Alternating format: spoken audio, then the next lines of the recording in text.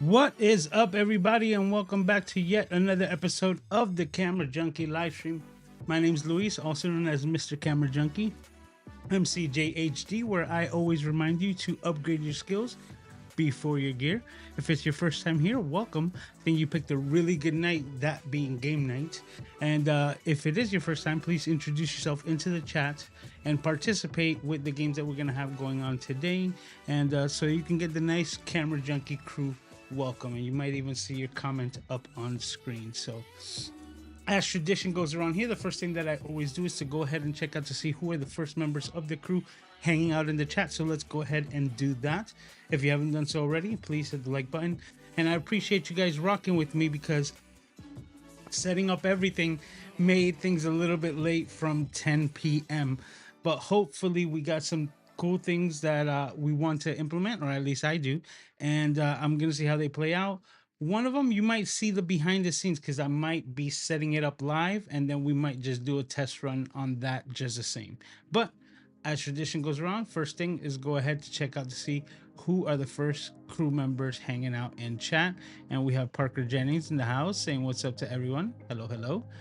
All right, we also have Gretchen over here. She's got a long comment. It says, "Hi, Lewis and Aiden and MCJ crew. I just checked in on my last night of camping before arriving to Creator Camp tomorrow." That's so cool. Can't stay for the whole show, but wanted to see how things are doing. Awesome. Well, I appreciate you as always hanging out. We also got Randy in the house saying what's up to everyone. And we also have Logan. Logan's in here saying hello and hey yo, right? Let me see if we get that up there. Why isn't it clicking on? There you go. Hey yo.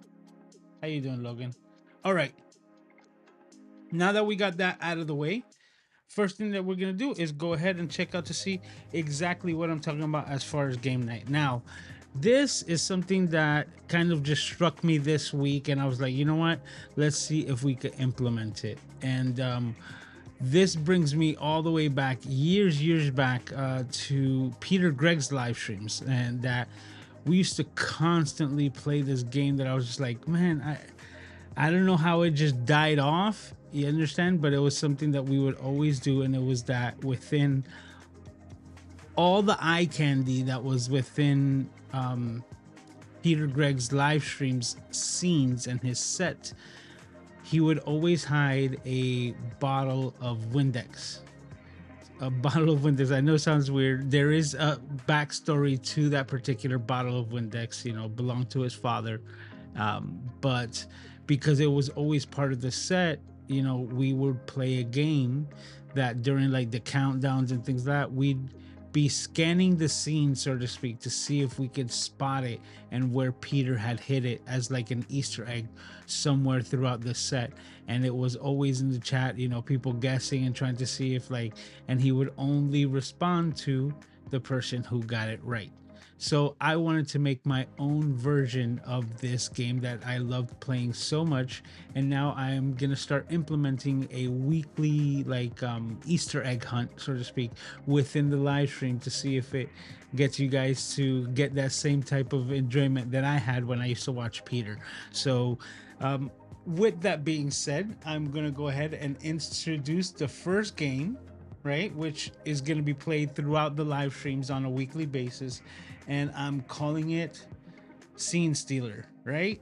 So now, are you going to find a particular item that's going to steal the scene? Now, what are these items for this week? We have our this is made by Matt Haas. This is given to us at Creator Camp last year, I believe, and it's a wooden thumbs up, right? So it's just like a little like prop that you could use on screen. So that's somewhere hidden within the you know, the scene as well.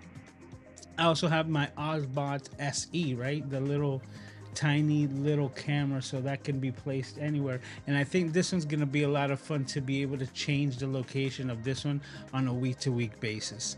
And then the last one is this 3D printed red sign. So it's about the size of a business card, and it's just the red logo that I had made for my Nikon camera to put it on the back of the LCD, ever since, well, just kind of to jokingly commemorate the purchase of red by Nikon. So I had made this on my 3D printer. So this is also somewhere, I guess, Easter egg. So those are the three that we're calling scene stealers. So we're going to try those out for this weekend. We'll see how that goes, right? So that was the first one. And I can't explain to you how long it took just to pick these three items, hide them somewhere, and then like take pictures of them, cut them out, and set up this whole scene through Ecamm. It's a lot of fun to do, but it just takes a lot of time. Okay, and now the first game that I actually have set up, and look at Mr. Peter Gregg here. Uh, Talking about the man who inspired this. I can see Randy's gears running on high speed. Well, thank you for hanging out as well, Peter. Says, I love the lens and the camera's wall. Oh, thank you. Thank you. Yes, I've been working hard on 3D printing that and getting everything going, but we're almost there. I still think that I want to add a shelf on the top part, but knowing me and my OCD, it has to be centrifugal, so to speak. It needs to be of correct size to fit that area, because my floating shelf that I had previously from IKEA, I pushed it off to the side over there because it hit the sign, it hit the Ecamm sign, so it wasn't staying like centered. It was like way off to the left, and I knew that was just gonna bug me all the time, so I decided not to throw it on there. So I'm gonna head to IKEA and get a shelf that fits there correctly. So for the future. But now, a game that I need your participation on, called Snap Decisions, right? And this is just would you rather, so to speak. So I'm gonna have three questions. I think each one's gonna get increasingly stronger, but I really need your participation to see exactly what you actually think of these. All right, so I'm gonna go ahead and just ask the questions. Okay. So question number one, this is the easiest question for the night, right? Would you rather have unlimited batteries for your cameras or unlimited memory cards? And let me know what you think. Now, I'm kind of like, this is a pretty good question, I think. Like I started thinking about it myself, and I still am not really swayed one way or the other, right?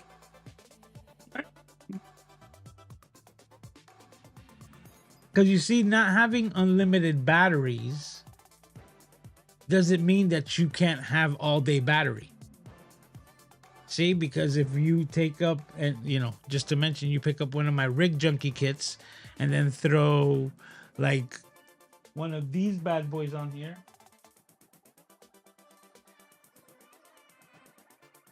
Right? This is my newer, what is this? A 99 milliamp hour? Or I think it's even more than that.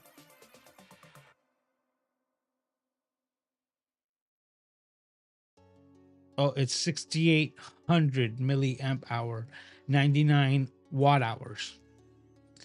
But still, this little guy on the back of my FX30, completely rigged out. I had this powering up as well my Insta360 camera that I was using for BTS. Then it also had the connection to my iPhone that I was using as a monitor. So this is just one battery, and it doesn't mean that it's unlimited. It's very limited, but it still gave me all day battery life. So in this case, and let me know what you guys think, I would have to select the memory cards, because unlimited memory is just ideal, right? And if I had unlimited memory, I would never offload anything that I didn't need. I would just keep everything on the memory cards as like the core, as like film, so to speak. And I do that with my photography, don't get me wrong, because the memory cards are so cheap. And for photography, you don't need the highest read in read and write speeds, you'll need that for video. So I just get cheap Lexar, like $15 cards, 64 gigs, 128, and I use them basically like film canisters. Just load them up and just throw them in my little memory card holder. So if it would be one of the two for me, it would be unlimited memory because I'd be able to mitigate the battery enough to fill up that memory. But this is really tough too because I also purchased a 1 terabyte card for that same FX30 and 4 days of shooting and I wasn't able to fill it up either. So there might be a a challenge to actually, I say a counter argument, right? Because I can say if I can get 4 days of video recording on 1 terabyte, I could just purchase 2 of those cards and have unlimited batteries. And now let's add a little aspect to this, right? Let's just say it's hypothetical, and at the same time, it's unlimited battery life, right? So it's just like to have a camera that you never have to change the battery on. That it would just be powered up indefinitely always, and then all you have to do is worry about the memory cards. Now, if that would be the thing, then I think I might go batteries. See? So I'm undecided. Let me see what you guys are thinking about this over here. Oh, Randy nailed it already. He got the gist of the game. So first comment is Ozbot on the computer monitor in the background, and he nailed it. So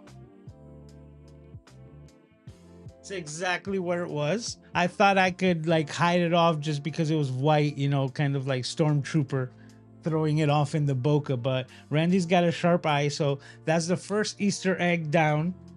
Great job. And you know what, we're gonna start keeping score somehow. I think I'm gonna be using the assistance of Chad from GPT, right, to basically read off the transcripts and see exactly who got what by listening to what we're saying. So all I have to do is announce it, and the first Easter egg and the first Easter egg point goes to Randy.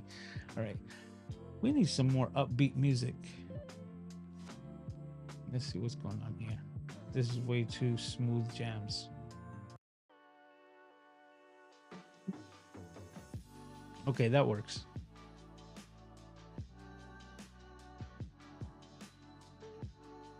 All right.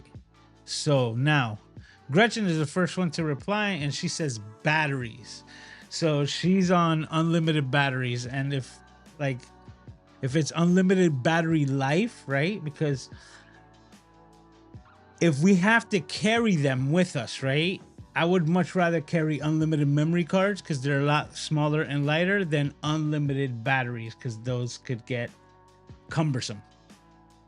So you see, but if it's unlimited battery life, like just one battery that I could magically put into my camera and it just powers it indefinitely, like the Infinite Z battery for Sony cameras, that might be the bee's knees, so to speak. K-Wall says memory cards. Randy also says extra memory cards and one dummy battery or USB-C charging you from a power bank. You see? So say like you could always handle that. Peter says unlimited batteries or unlimited memory cards. A harder question than it sounds, right? I think so too. Because that's what I said. Like it sounds so simple, but I was using the help of Mr. GPT to help me with this.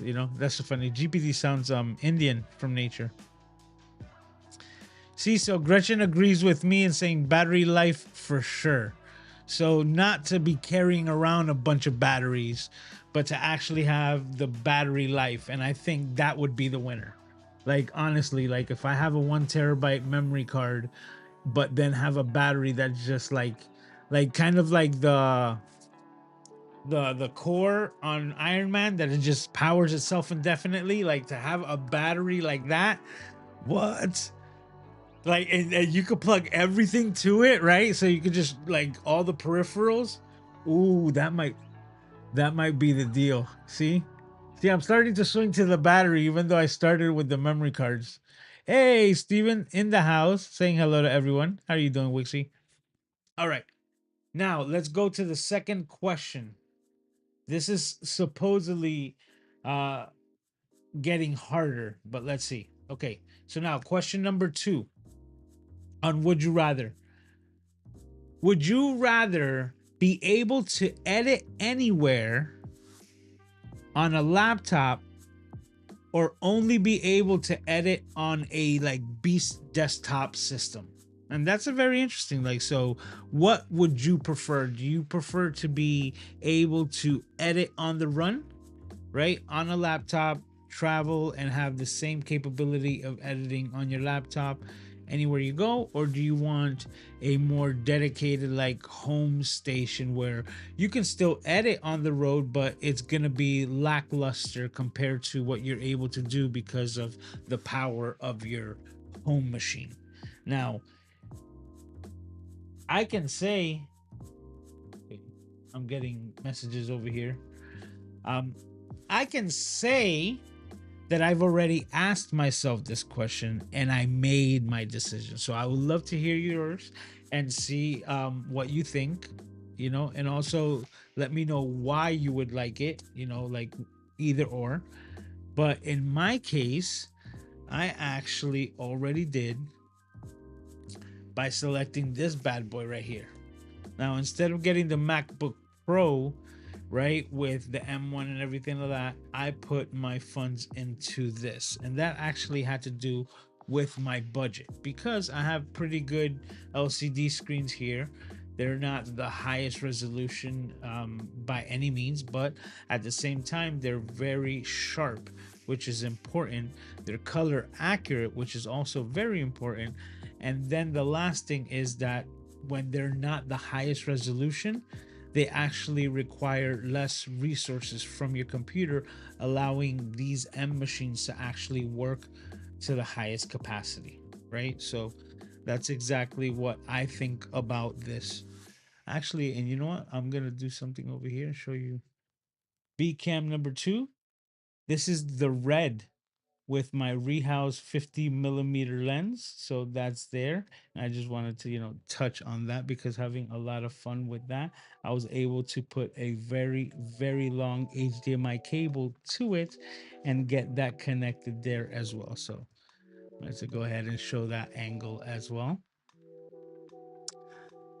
Me going back to it, I put my funds into this because let's say I had $3,000 budget. It would have cost me those $3,000 to get a lesser processor and, more importantly, lesser RAM on that processor within the laptop housing at the time of this purchase. So for the same amount, I was able to increase my hard drive space and max out my RAM at 64 gigs on this machine and utilize my LCDs that I already had, so I just wouldn't be trashing those as well, and then throwing that there and getting the most out of this computer. So with that, right, that's why I decided to go with the Mac Studio. So that's the question. Would you rather have the laptop on the run or would you have the Beast desktop at home? I chose the Beast desktop at home. And you know what? To give you guys that shot as well, right? To show you, this is my setup. So I have my Mac Studio. I have my 2, and they max out at 1080. So like I was saying before, my 1080 monitors do not require as much resources from the computer, allowing it to run faster, which allows me to do remote productions, my quick edits, and everything. So I prefer the dedicated machine. And when I'm on the road, right? Like I'm having FOMO right now because I should be like Gretchen on the road to creator camp. I'm not this year because of other things that require my attention, mostly my father and his care. But that when I am on the road and I need to edit, I'm still able to accomplish those edits, even with my much lesser computer, which I'll show you here. Is my MacBook Air. This is my mobile system, and believe it or not, I see somebody has mentioned it. All right, so you guys are awesome. I'm going back to the chat over here. And K-Wall has nailed, I think, both of these. I just need to make sure if she's the first. Over here, she says Matt Haas on the Vision Pro as the Easter egg, and she got that. And that's what I was going to mention as well. That's why I needed to check the comments, because I carry around this MacBook Air, and I open it up on the desk at the hotel, and then I connect my Vision Pro to it, and I have a massive screen.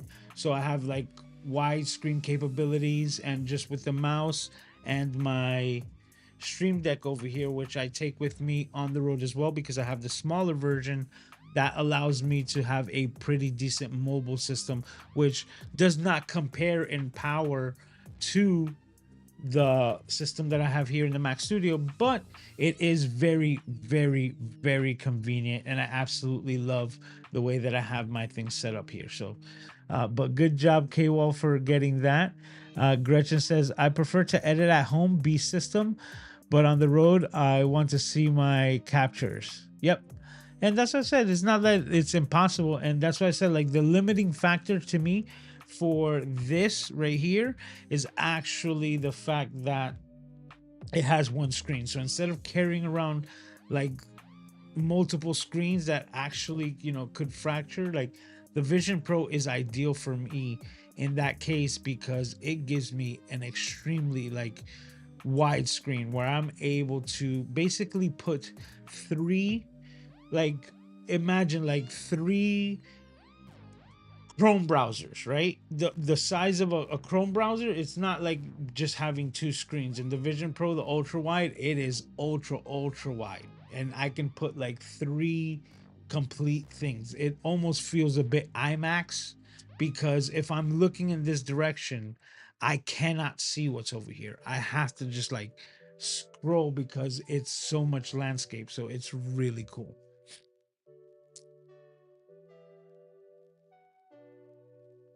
All right, K-Wall got it in first, but Randy saw it as well. Red is on the right side of the desk.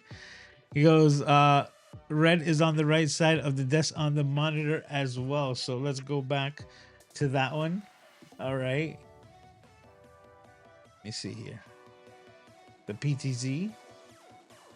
So yes, I actually threw it in the linear for Creator Camp, because as you can see, it's a FOMO night.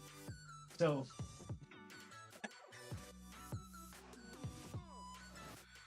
the red logo, as you can see, you know what, let's go to the top down. So this is the red card for future reference, right? That's that. The OBSBot and the Matt Haas thumbs up, all there, all the Easter eggs selected. I'm gonna have to make it harder, guys. You know, and I have a lot of landscape, so I'm gonna be adding things in the future. But like I said, I really think I'm gonna have a lot of fun with this guy, because I think he's gonna be able to sneak into some places, you understand, and be very covert. You know, and with all the white that I got going on over here, I think it's gonna add like a lot to that as well. But you guys already just showing up and doing an amazing job. So I hope that was fun for you. I'm gonna try my hardest for next week to make it a bit harder, right? And see if maybe there's a way to prompt you ahead of time, or maybe a message, a pinned message in the chat to let you know what are gonna be the items for next week. But you know what? I'm gonna throw another one in here, right? So just to see, you know, how about another item that I was going to use as far as the Easter egg point, extra point, right? Because we got 2 for Kathy and 1 for Randy. So that's the point score, so that Chad could help me out with that. But I also have a 35 millimeter film canister. Okay, that is part of my decor and that I have around here. So if somebody sees that and mentions it in the cat, that's an extra point for today's episode. Something that I might be using in future episodes as well.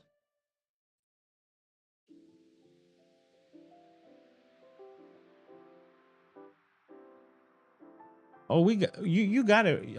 She's still being more specific. One of the things on the clip for the red. You got it. You got the point. Yes, congrats.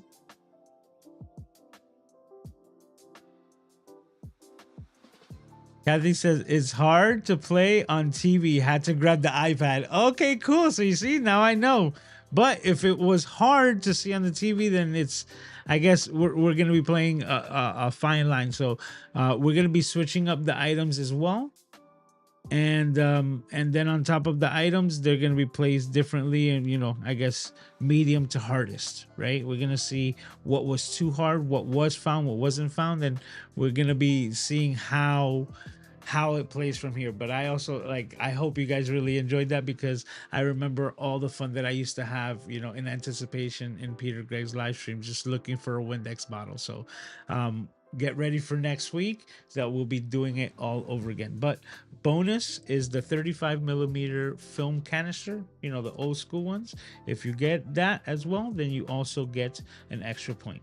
All right, now we did the laptop or the beast mode thing, right?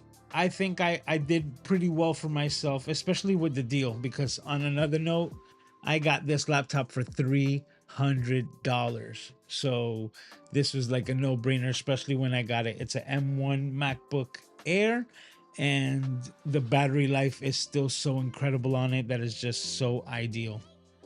And with the Vision Pro and everything, it's just a perfect mixture of all of those things. Okay, so now question number 3 for would you rather, right? So would you rather shoot paid weddings every weekend forever, or only be allowed to shoot passion projects for free? So that's a very, I think that's a very hard question, and it's very interesting.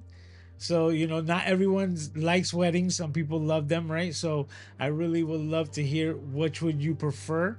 But that's the would you rather question number 3, which is would you rather shoot weddings every weekend for like the rest of the time? Like, and I'm just saying, like, not that every weekend it's mandatory, but you're just booked to your eyeballs, that you just have weddings to shoot at your leisure every single week. Money's not an issue because you're on demand. Or would you rather just totally negate that completely and only be able to shoot passion projects that you'd be doing for free, that you'd be doing on your own dime? So I'm gonna have to think about this one before I mention it, because I think that's where I say this question could almost highlight how fortunate I am. Now, if it were me answering this question in particular, I would say only shoot passion projects for free. Okay? Because I do not like shooting weddings, because there's so much responsibility. There's so many things that could go wrong. There's so many places or times that you need to be 2 places at once. And unless you have a crew or something like that, like, I've been a second shooter and never desired to be a first shooter at a wedding. And that's as far as it goes for me, because it takes a lot of hard work, and that's why I do not like knock on anyone who does it. And then you might mention, or I'll mention, Mr. Justin Porter, that he does amazing. He does like cinematic things when it comes to film and and wedding videography, just amazing. But for example, he's got like 6 cameras, like 12 mics, or I even heard 18 mics one time. Like there's so much, not only responsibility and work, but then like data. Like he has to, it takes him a while to get these videos back to the clients because there's so much detail. It's like a movie. So just like you can't rush perfection, so to speak, or the term, right? That's exactly what Mr. Justin Porter does, and he is amazing at it. Just not my thing. So for this question in particular, because it's weddings forever, I would much rather be hanging out at the weddings than shooting it as a photographer. So I would just do that and then do my passion projects for free, which is very similar to what I'm doing right now, because a lot of the passion things that I do, like this live stream, is not monetized. I don't make money doing this. I spend money doing this every single week, but I absolutely love it because this is a passion of mine. And like when you guys send in super chats and things like that just melts my heart, because is just showing an appreciation to me, the same way that I feel that I'm doing this passion project, that we're in it for 252 episodes of this weekly live stream, and I wouldn't change it for anything. But I'm also very fortunate that I also get to do something else that I am passionate about, which is like producing podcasts and live streams and things like that, and being able to use my skills and the gear that I've acquired to do that. And I do that with Ecamm and the Flow podcast. So I'm able to produce podcasts that allows me to make money, that gives me the ability to pursue my passion projects like this live stream for free, week in, week out. So if you were to tell me like a question, part B, so to speak, if you would say, would you prefer weddings or like producing a live stream event slash podcast? I'll be like, podcast production, all that behind the scenes, you understand, all day, every day. I absolutely love it. And not my favorite. I can do the weddings, just not my favorite.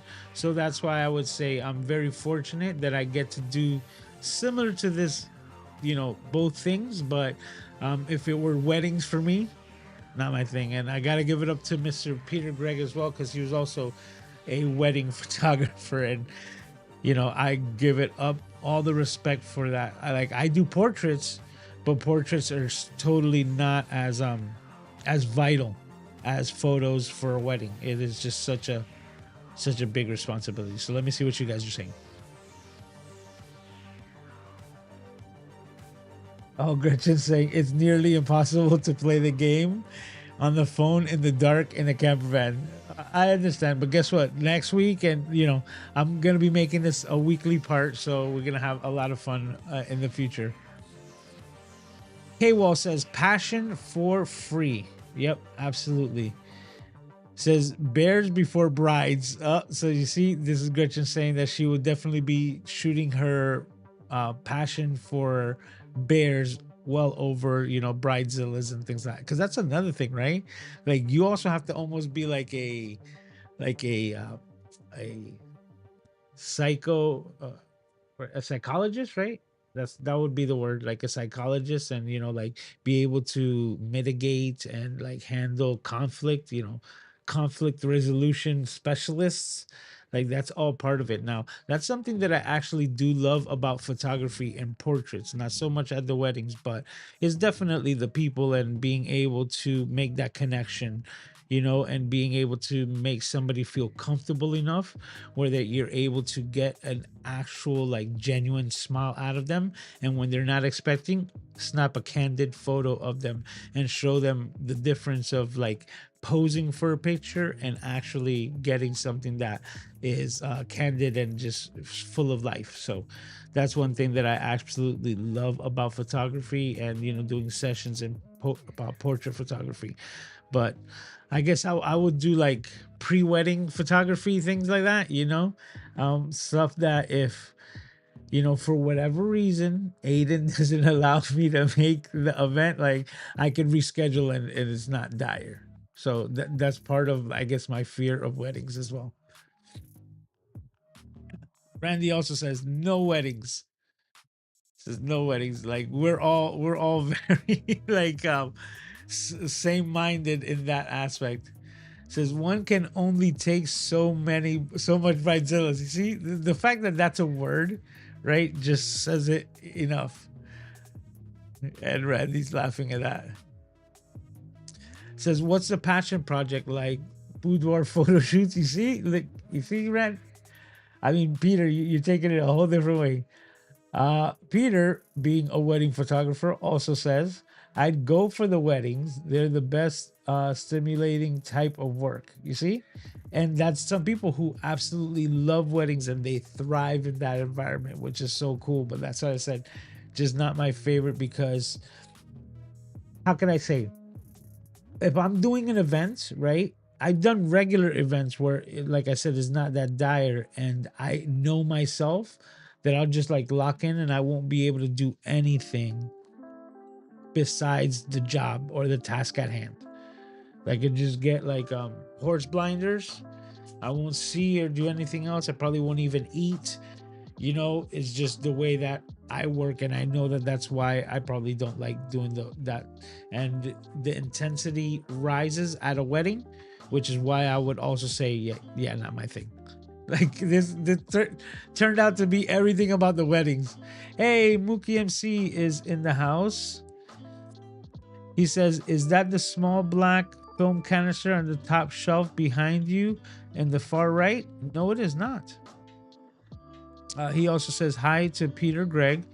Do you have a specific thing or aspect of wedding photography that you enjoy the most? That's a great question. If you can answer that in chat, I'll put it up on screen.